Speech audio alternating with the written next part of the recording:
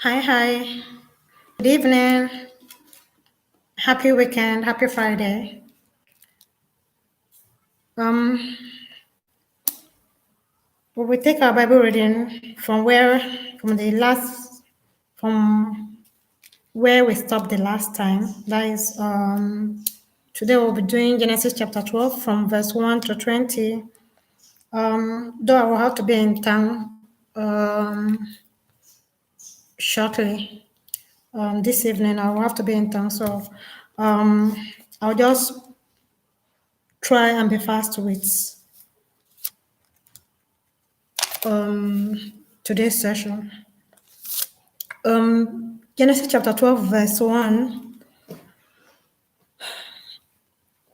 Verse 1 reads, Now the Lord had said unto Abram, Get thee out of thy country, and from thy kindred, and from thy father's house, unto a land that I will show thee.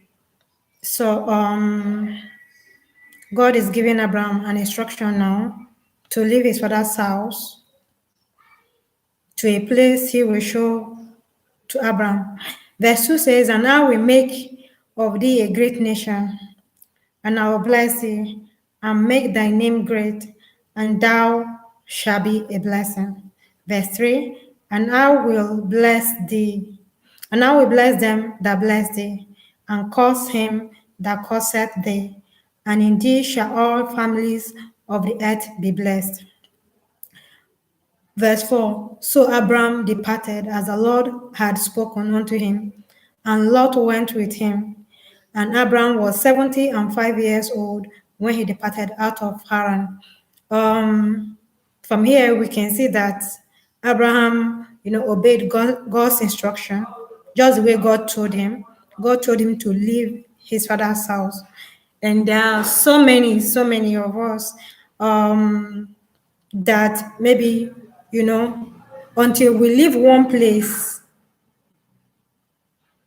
the spot where we have, been, until we leave the spot where we have been to where God is instructing us to be, we might not find fulfillment,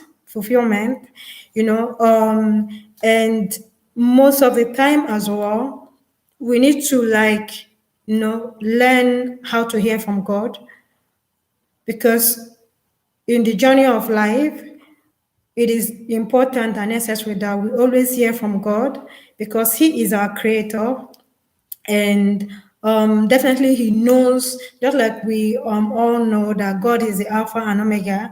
He knows the beginning from the end, like we used to say. So definitely, when in our journey, in our life journey, we actually need to seek the face of God, most of the time, in order to have, the right direction from Him. So, but even here, we can see that Abraham here, because of the promise God has made unto even Noah, his how will I put it now? His great grandparent. God is still keeping to that promise, that covenant that He made with Noah. So, and here, God, the first thing is that God will definitely give you an instruction. And then when you follow that instruction, just like He said, He will be blessed, He will be blessed. But if one refuses to follow God's instruction, just like He's giving to Abraham here, definitely there is bound to be what we call repercussion as well. So verses 4 says, So Abraham departed as the Lord had spoken unto him, and Lot went with him, and Abraham was 75 years old when he departed out of Haran. And if we see in verse 1, Now the Lord had said unto Abram, Get thee out of thy country, and from thy kindred, and from thy father's house, unto a land which I will show thee. This instruction is actually coming to Abram alone. It wasn't for two people. But yeah, out of a compassionate heart, he decided to go with, his nephew, who also has, lost his parents. And definitely, I'm sure after he lost his, after Lot lost his father, I'm sure that Abraham was the one that was now taking care of Lot, as in he was now in care. Lot was now in his care. So, and verse 5 says, and Abraham took Sarah his wife and Lot his brother's son and all their substance that they had gathered, and the souls that they had gotten in Haran, and they went forth to go into the land of Canaan, and into the land of Canaan they came. So we see here that Abraham left with, not just Lot, but with all his household, his wife, and all that he has gotten with him to the land which God said he will show him, which um he is to move to. And verse 6 says, and Abram passed through the land unto the place of Shechem, unto the plain of Moreh, and the Canaanite was then in the land. Verse 7, and the Lord appeared unto Abram and said, unto thy seed will I give this land. And there builded he an altar unto the Lord, who appeared unto him. And verse 8, and he removed from thence unto a mountain on the east of Bethel, and pitched his tent, having Bethel on the west, and high on the east. And there he builded an altar unto the Lord, and called upon the name of the Lord.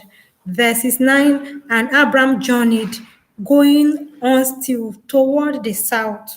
Verse 10, and there was a famine in the land, and Abram went down into Egypt to sojourn there, for the famine was grievous in the land.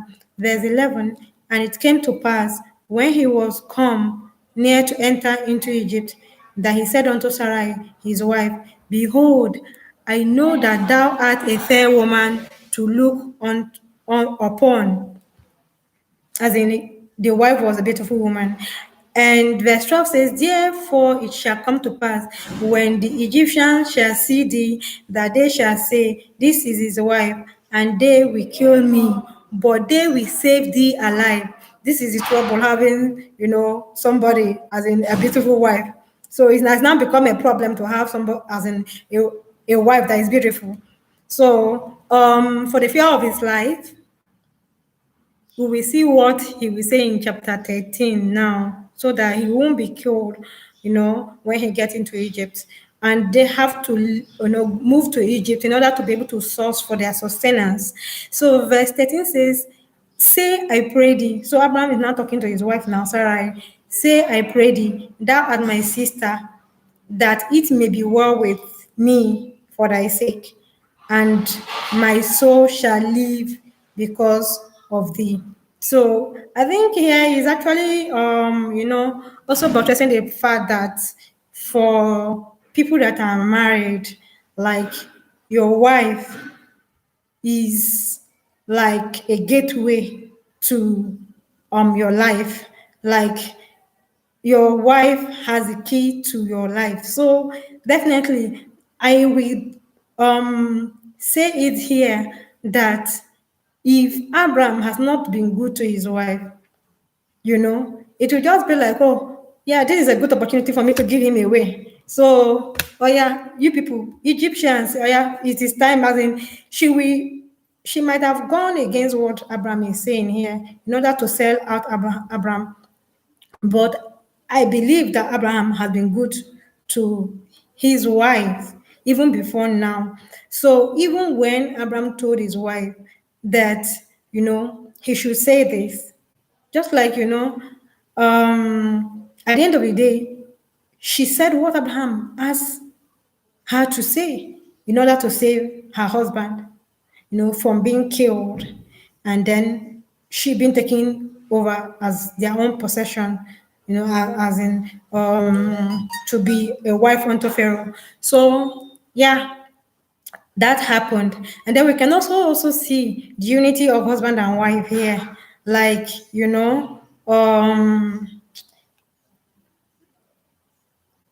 there is always that, confidence in confiding, in the person you're with. So if you can't confide in somebody that you have as a spouse, who will you confide in? So there is power, there is power, there is unity, there is, grace in you having somebody, by your side that you can confide in. So, verses 14 says, and it came to pass that when Abraham was come into Egypt, the Egyptians beheld the woman, that she was very fair, that she was very beautiful, just like the way Abraham predicted, it happened. So verse 15, the princes also of Pharaoh saw her and commended her before Pharaoh, and the woman was taken into Pharaoh's house. Verse 16, and he entreated Abraham well for her sake. Now Pharaoh entreated Abraham, as he was asking, Abraham about Sarai, being that the two of them came together, and he had sheep and oxen, and he asses, and men servants, and maid servants, and she asses and camels. Verse 17, and the Lord plagued Pharaoh and his house with great plagues because of Sarai, Abraham's wife. Verse 18, and Pharaoh called Abram and said, what is this that thou hast done unto me? Why this why did thou not tell me that she was thy wife? It was as if even if he had told him that, oh, she's my wife, it was as if, he would have taken it, with all jolly, with all, good heart, and let him, go. But definitely it wouldn't have been that easy. So maybe something would have happened to him, just like, even this happened also as well to David, where he saw Bathsheba, and then he sent for her husband to be killed in front of battle. So that is the heart of men for you. Very, very wicked. So definitely Abraham knows and understands that the heart of man is desperately wicked, like God has said it. So he had to play his part in order to play safe as a human being. But I also still believe that maybe had it been he had come clean and say, oh, she is my wife or something of nature, being that it was God that asked him to leave where he was to where he was going, I believe God would have spared him. God would have also spare his life, and spare his wife, and spare his household as well, or give them victory, even if there is any chaos or any misunderstanding that would have, come up as a result of that. God would have, shown him the way and given him an upper hand. Maybe that is God's instruction for him to leave. But yeah, he used to say otherwise. Although we also know as well that these people, even in their time, they marry their cousin, they even marry their sisters. Like we saw that one of his brother married, his niece. So definitely would have been that, okay, yeah, they are related as well. So they could still, in some sense, maybe he was just thinking in some sense, yeah, she's my sister. So I can easily say, oh, she's my sister. And he hasn't sinned by that, by saying he's she's his sister. So there's so many angles to this thing. But the very first truth is that the woman, Sarai, is his wife, but he did that part. So the motive in saying, oh, even if she's his sister, the motive in saying that she's my sister is what matters, because she was trying to hide the truth so that his life would be spared. So yeah, it's true that she's his sister, but what was the motive of saying it? So meaning he lied. That is just the plain truth about the whole thing. So of which he wasn't supposed to have done. He should have come clean. And then we go ahead to see Though because God was with him, just like we established earlier, God was the one that gave him the instruction to go. You see, God still came, and fought for him and make sure that he plagued Pharaoh's household so that his wife Sarai won't be touched by Pharaoh. And verse 18 says, And Pharaoh called Abram and said, What is this that thou hast done unto me? Why did thou not tell me that she was thy wife? Verse 19, Why sayest thou, She is my sister? So I might take, so I might have taken her to me to wife. Now therefore, behold thy wife, take her and go thy way. Verse 20, and Pharaoh Verse 20, and Pharaoh commanded his men concerning him, and they sent him, that's Abram, and they sent him away, and his wife, and all that he had. So they had to send Abram away with all he had. Um, you know, and most of the time, this just remind me, like most of the time, though this that's the last verse, just to say this thing that dropped into my head, and then we call it a day. Most of the times we often rely on our own knowledge, on our own ability, on our own understanding to do things, just like Abraham did here. Like he was relying on his own ability, his own wisdom, his own knowledge, his own smartness. Like, oh, but having forgotten that, okay, there was somebody that said, okay, leave where you are to this place, and that person can as well stand in the gap for him, irrespective of whatever may come up on the way, once he's saying the truth. So, meaning that in everything that we face in life, we should be ready to say the truth, you know, and God will still stand in the gap for us in the end, even if we have to come clean, because it is very, very good that we come clean, in what we do, in what we say, because that is what God has called us into, man. God has called us into perfection. At this point in time, we have to call it a day. So thank you for staying tuned, and see you another day, possibly tomorrow. Think it's getting noisy now. Thank you. Bye.